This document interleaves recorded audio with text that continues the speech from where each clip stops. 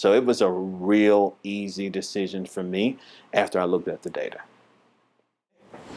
So I'm Vernon Rayford. I'm an internal medicine and pediatrics physician at IMA. I see mostly adults, and I'm excited to answer your questions about the coronavirus vaccine. So there's been many questions about the speed at which the vaccine was developed.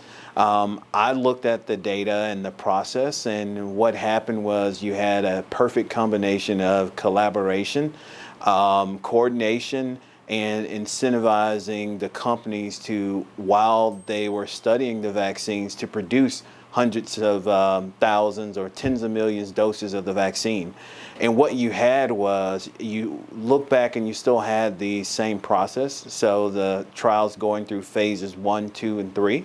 But alongside that, you had the manufacturing of tens of millions of doses of vaccines, so that while the studies were ongoing, vaccines were made, and when the studies were released or analyzed to show that the vaccines made a difference, you had vaccines to be released as soon as authorization.